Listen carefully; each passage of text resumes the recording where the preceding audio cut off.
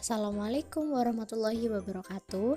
Kami dari kelompok 1 mata kuliah Kajian Budaya dan Media akan menjelaskan mengenai materi pertama kita, yakni teori-teori media. Teori dipahami sebagai narasi yang bertujuan memilah-milah dan menguraikan ciri-ciri umum yang mendeskripsikan, mendefinisikan, dan menjelaskan kejadian-kejadian yang terus-menerus muncul. Teori tidak bisa memotret dunia realitas secara akurat. Teori hanyalah sebuah alat dan instrumen untuk mengatasi dunia realitas melalui mekanisme deskripsi, definisi, dan kontrol.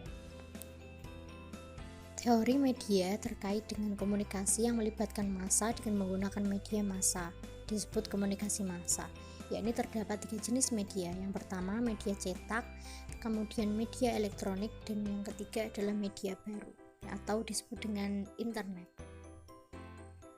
Konsep media klasik pada era ini yaitu halayak adalah konsumen yang tak berdaya atas kekuasaan media massa dan informasinya bersifat satu arah. Sedangkan konsep media dalam tatanan baru yakni adanya perkembangan teknologi informasi sehingga melahirkan media baru yang terkoneksi dengan jaringan internet. Dan media ini sifatnya bukan lagi satu arah tetapi bersifat dua arah atau memiliki timbal balik.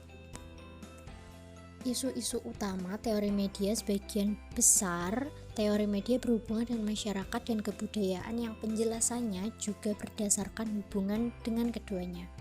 Isu utama teori media diantaranya ada kekuasaan dan ketidaksamaan, identitas dan integrasi sosial, perubahan dan perkembangan sosial, dan juga ruang dan waktu.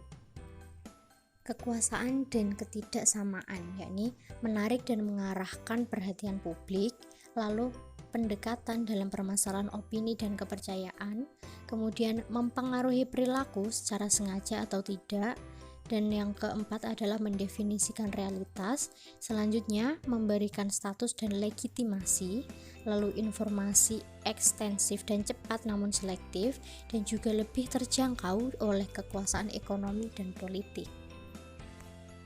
Dan yang kedua adalah identitas dan integrasi sosial. Dampak media terhadap masyarakat dapat terjadi pada pembentukan kesatuan, kelas, hubungan, dan integrasi sosial, dan juga dapat menjadi rangsangan terhadap sebuah sosial, kebebasan, individualisme, dan juga perpecahan. Yang keempat adalah ruang dan waktu, yakni penghilang jarak, kemudian ruang virtual sebagai perluasan dari ruang realitas, kemudian media sebagai memori kolektif, dan juga memperluas jurang pemisah antara transmisi teknik dengan kapasitas resepsi manusia. Dan yang keempat adalah perubahan dan perkembangan sosial, yakni teknologi komunikasi dan format serta isi dari media, kemudian perubahan di dalam masyarakat, yakni di sini dapat diartikan sebagai struktur sosial.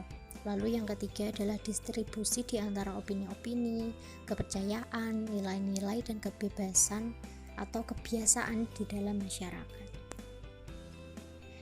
Ada banyak macam-macam teori media, diantaranya yaitu teori media massa. Media massa dalam teori budaya adalah suatu masyarakat yang terdiri dari sejumlah orang yang sangat mudah dipengaruhi oleh media massa dan juga birokrasi pemerintah. Dan yang kedua adalah teori Marxis, yakni media didominasi oleh kelas penguasa yang merupakan pemilik utama dari perusahaan media yang memberikan mereka kontrol penuh dan memanipulasi isi media dan juga halayak berdasarkan minat mereka sendiri. Para pemilik media massa memiliki kendali langsung terhadap berbagai ide yang dikomunikasikan melalui media massa. Kemudian yang ketiga adalah teori politik ekonomi, yakni hubungan sosial di antara sistem media massa, teknologi komunikasi, dan juga struktur ekonomi. Teori ini menitikberatkan pada pemahaman terhadap sejarah dan juga perkembangan penggunaan teknologi. Lalu yang keempat adalah teori hegemoni media.